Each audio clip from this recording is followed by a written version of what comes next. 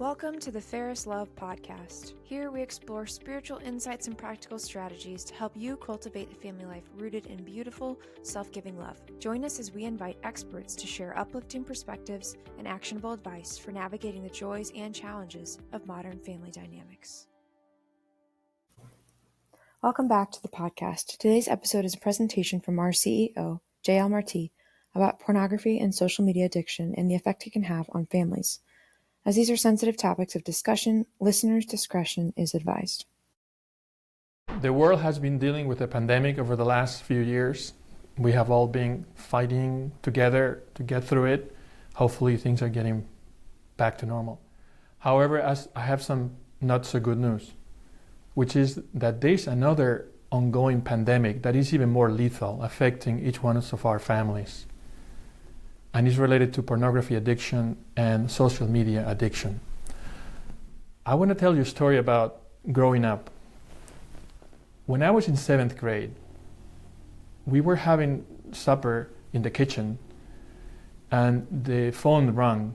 My dad answered it and he tone of voice told me that there was something serious going on. He walked into the kitchen and said, "So-and-so is saying that you watched a pornographic movie with some of your friends when we were out of town and you were left in at the house." And I said, "What? Dad, I don't know what you're talking about." And my dad looked at me and said, "Okay." He went back to the phone, talked to that person, said, "He says he wasn't there, I believe him." In fact, there had been an incident with some people in my grade, and that got sorted out later on. But that's not the point. The point is that my dad believed me right away, and the point is that I wasn't involved. And to this day, I thank my dad every day for his showing me the way not to have been there to watch that movie. Now, if you backtrack a little bit more, when I was in 4th grade and I looked at the science book on human anatomy, and I went to my dad and said, "Hey Dad, there is the male organ and there is the female organ. How do they get together?" And my dad said, "Okay, let's go to this room." And then he told me when we were one-on-one how it happened. And I couldn't believe it. I was disgusted. I was like, "What? This is what you told me all these years not to ever watch on TV, and that this is bad and people shouldn't do that," and that kind of thing. And so I was a bit shocked. The next day, I went to my mom and said, "Mom, Dad told me this about how babies are made. Is that true? And isn't that bad?" And my mom, she was washing the dishes, and I remember exactly, it was pink gloves in her hands. I remember the room. She told me, "No, that's the way it is. And it's a very good thing. God wants that. God wants that every child is made a special embrace between husband and wife." Anyway, I'm telling you this story because I have been dealing over 34 years with counseling and talking to young children. And I have many horror stories that I want to share with you today so that we learn from them. And the good news is that we're learning and we're doing things better. But I think we have to be on our toes because, like I said, this is a real pandemic and it's not going away, unfortunately. So I can tell you stories, for example, of boys in junior high, even earlier than that, in 4th grade, going to a debate team with their school, staying in a motel, and some of them putting on the R-rated or X-rated channel, and then they not knowing what to do, not walking out, and getting hooked on pornography right there and then. I can tell you about a boy who was taken by his peers to the local bookstore, to the adult section, and they showed him pictures that are indecent and that kind of thing in 6th grade or 4th grade, and got hooked onto pornography as well. His curiosity was just sparked, and a pornography addiction ensued from that. So this is what used to happen before. This is like 10, 15 years ago, right? right now, this is happening every day, almost unperceived by the world, in the bedrooms, in the homes of our families, with the cell phone, with the video console, with the tablet. This is what I want to talk to you about. Unfortunately, these situations are related not to families out there who perhaps are so busy with worldly things that they don't have time to think about this. These are happenings and facts and that have happened in families like yours. Families who are watching this video, families who are making this video, families who are very involved in their children's moral upbringing, who want their kids to be happy and to know what the truth is and to follow the good. If you don't take my word for it, watch the documentary Childhood 2.0. It's free and it's readily available on the internet. If you want to watch even the 2-minute trailer, that's maybe enough. There is a 1.5 hour documentary explaining what I'm talking about. Now, I don't want to talk to you about only that. I want to tell you about the good news. The good news is some families have been able to dodge the bullet. Some families have been able to, despite being attacked and exposed to pornography and social media and so on, they have been able to somehow walk through those years, from, I would say, from 2 to 18 unscathed. And I want to tell you their secret. I want to tell you what they have done that, in my opinion, has made them successful in this fight. By the way, just 2 statistics so that you can believe what I'm talking about and know the importance of what I'm talking about. The first one is the average age of the boy who is exposed to pornography is 11 years old. And this is a few years ago. So by now, it might be even younger. Another statistic for you. The depression among girls has skyrocketed in the last 5 years to 26%. Depression of girls, especially teenage girls, has skyrocketed in the last years with the inception of the cell phone and social media. I mean, sociologists and psychologists see this trend perfectly clear. The good news is that we are exposing the risks better, like with this documentary I just told you about, Childhood 2.0, and we are also learning to heal addictions better. Even after a person, a boy, a girl, an adult, falls into pornography and pornography addiction, because the point with pornography is that it's like a drug.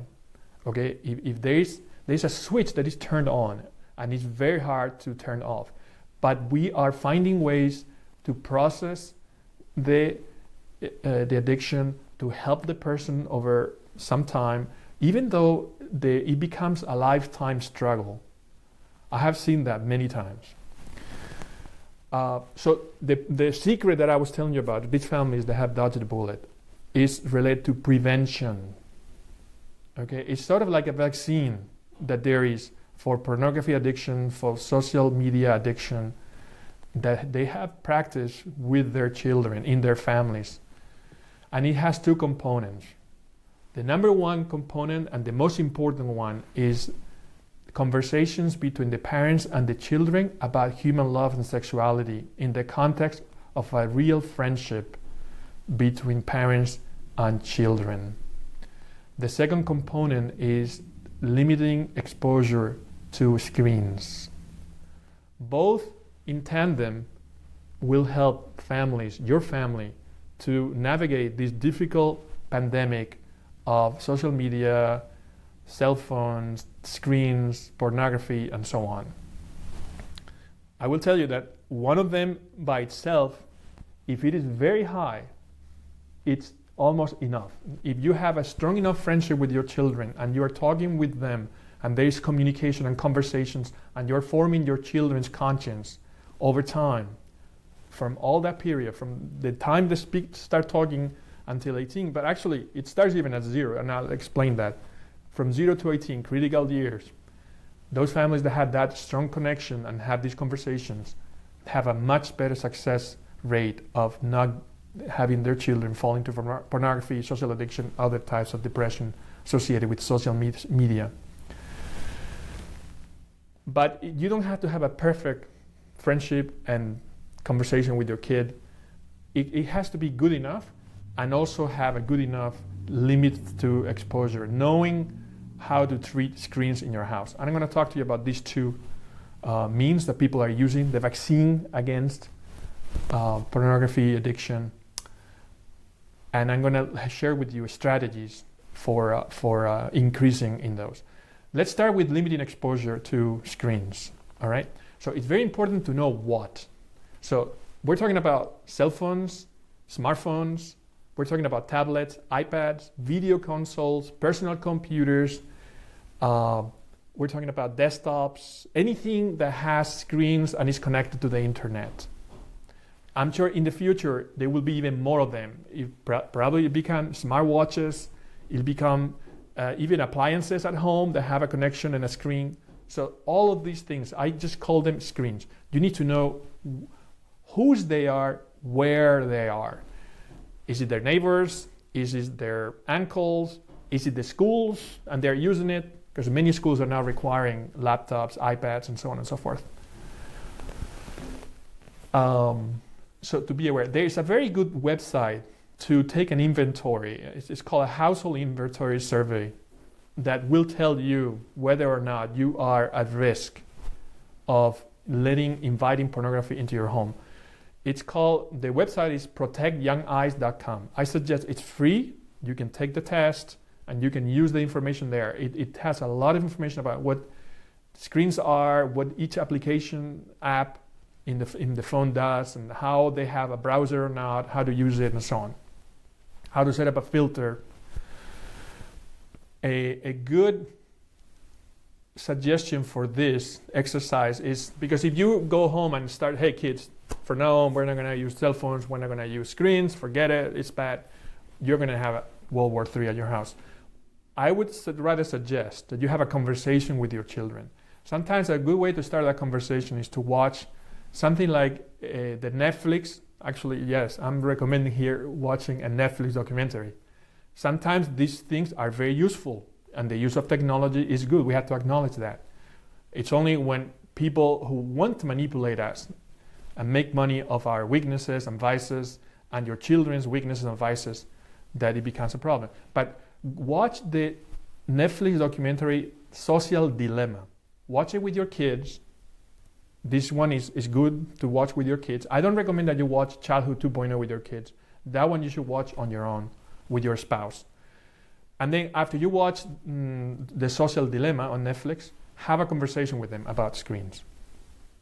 Of course, the number one thing is going to be your own example. How do you use screens? You cannot demand or ask them to do something that you're not doing yourself. So this is a good exercise for self-restraint and self-control for us adults. And this is something I deal with every day. I have to be careful how much time I spend on my phone watching my favorite sports team video or checking the news that I want to be able to be informed about, and so on and so forth. The second area is transparency. I think it's a very good thing for building up that trust and confidence that you have transparency in the use of technology at home. Sometimes it may mean, here's my cell phone, I don't care if you look at it, that you tell that to your child, because you also want your child to tell that to you. And make some house rules with your children about how to use technology.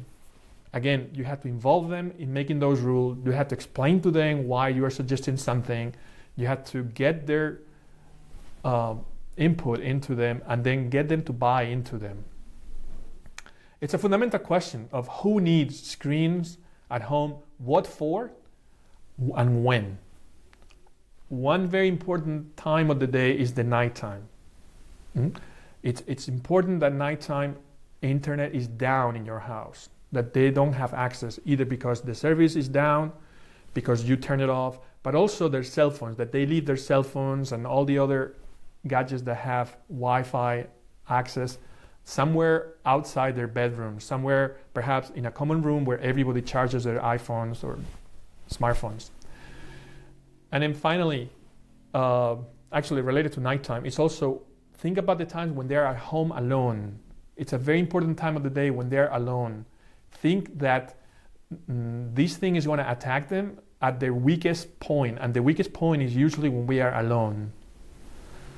So if they come home from school and parents are out, if they are left alone at home on a weekend and parents go out, that is a time to think about what's going on with the internet and access to the internet for my child. And then finally, it filters. It's a good thing to have a filter in your Wi-Fi service, not because it is going to protect them from everything, but it will protect them from unwanted solicitation that is going on a lot. Let's switch topics now and talk about how to have those conversations with your child in the context of friendship. I think that really what's going on is that perhaps the parents and the dads of those dads did not talk to them about this, and therefore they don't know how to approach the topic, they don't know what to say. And even perhaps they don't have the emotional connection with their children to talk about the issue. This is something that research has shown, actually, that the number one reason why parents feel uncomfortable talking to their children about human love, sexuality, how babies are made, pornography, all of these issues, is because they don't feel close to them enough. But this is actually kind of a paradox, because the more you talk to your kids about human love and sexuality, the more you talk to your kids about how babies are made, the more your kids are going to love you and be friends with you and have all kinds of confidences with you.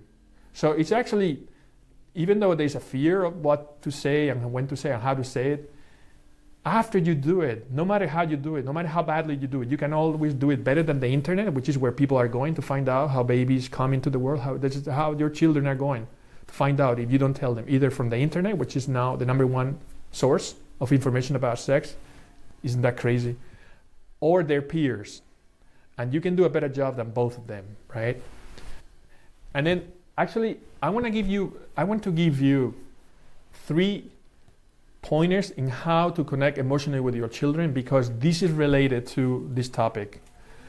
This is kind of Parenthood 101, but just a quick reminder that the way to connect emotionally with your children is, number 1, looking them in the eye. Number 2, having and giving them undivided attention. And number 3, having some physical contact with them. In fact, a pediatrician that I know very well just told me a few days ago, there is a new study published in a professional journal of medicine that says that a study was done of dads who spend 15 minutes a day of skin-to-skin contact with newborns for 3 days after they are born have shown to have much better outcomes later on for both the dads and the children than people who do not do that.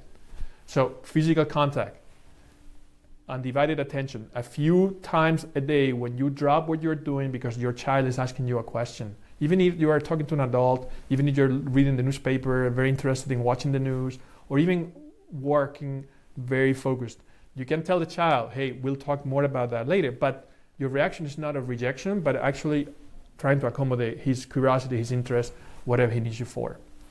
And the first one that we talked about is eye contact. Sometimes we make eye contact with your children only when you are mad at them, and this is a very bad thing. It's kind of natural, but make sure you make eye contact also when they're talking to you, when they're explaining to you something important to them, when they're telling you something that they're very happy about, or when you're telling them something that you're very interested or very happy about. And finally, I want to tell you the number one reason, again, why dads don't talk to their kids about sex is because they don't know what to say. Well, now there is no excuse, because I have in my hands Box tips for talking to your children about sexuality. And it's a booklet that you can read in 45 minutes. It costs a few dollars, but it is priceless. I mean, to me, this booklet can save the world, can save our families from utter destruction if you just read it and try to practice what is said here. It's not rocket science. It gives you the language, it gives you the questions, it gives you the insights. I think that you not only need to read it, but you need to give it to your best friends if you really care for them, and make this booklet very well known. So remember, it's going to be an adventure, getting your kids to be adults and successful young adults, happy.